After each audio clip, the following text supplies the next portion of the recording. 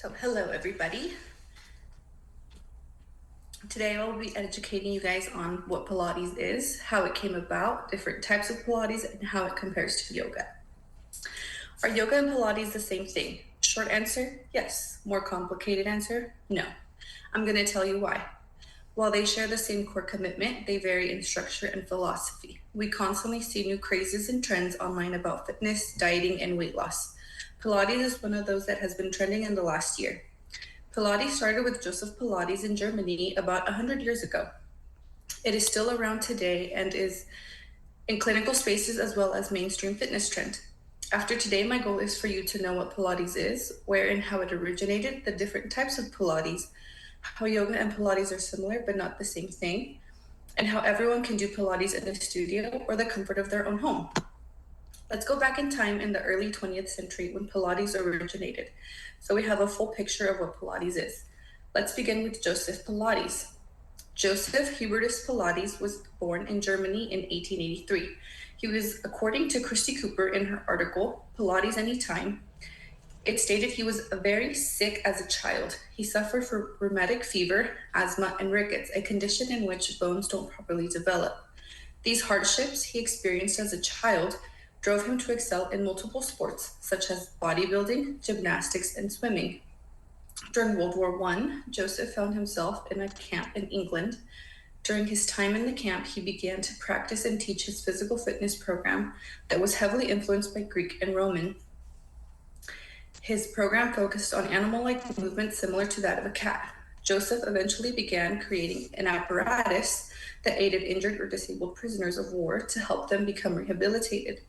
It is said that he creatively used the iron bed frames and coiled mattress springs to create what is now known as the reformer.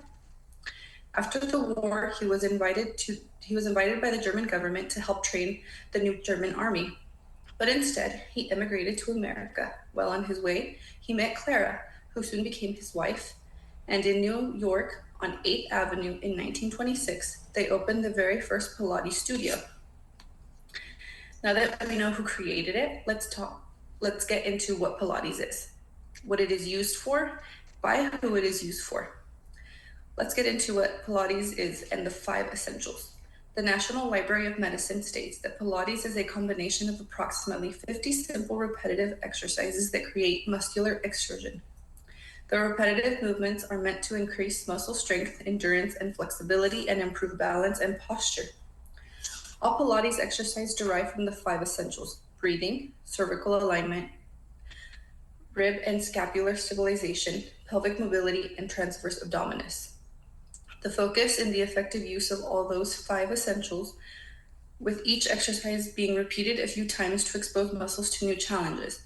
Body weight is the main resistance used in Pilates. The U.S. Surgeon General and American College of Sports Medicine have set forth guidelines that use Pilates for rehabilitation purposes for LBP, lower back pain, post-operative rehabilitation, pelvic floor training, weight management, or just a strenuous workout that can be even challenging to a skilled athlete. Now let's answer the million-dollar question. Are Pilates and yoga the same thing? What is the same? What is different?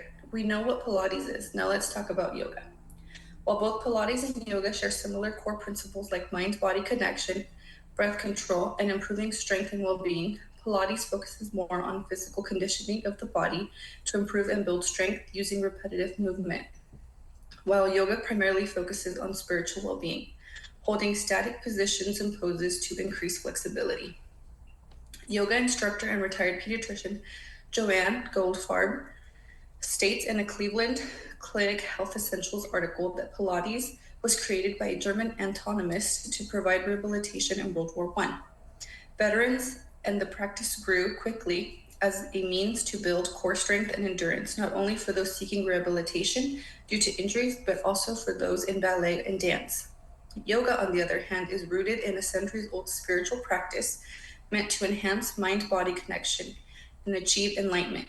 While both aim to help build the mind-body connection, another big difference between the two is that yoga only uses the body and the mat.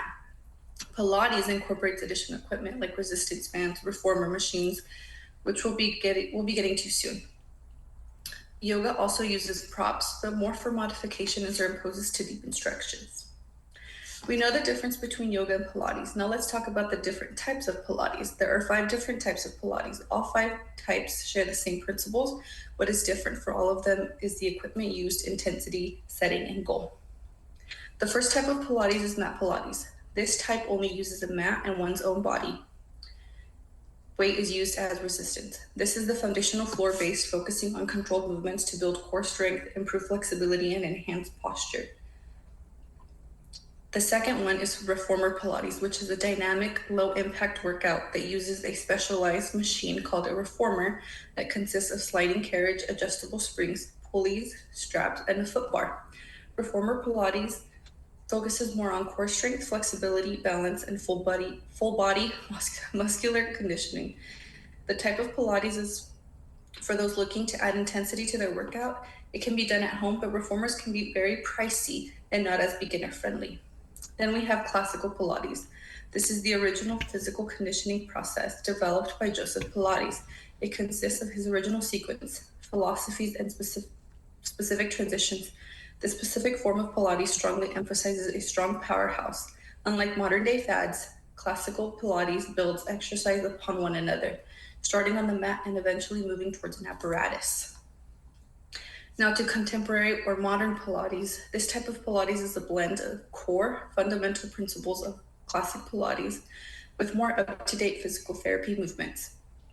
This is more adaptable for instructors to adjust to fitness levels and to add or take away props. This style of Pilates is best suited for those looking to add props and incorporate different fitness techniques that adapt to their fitness level.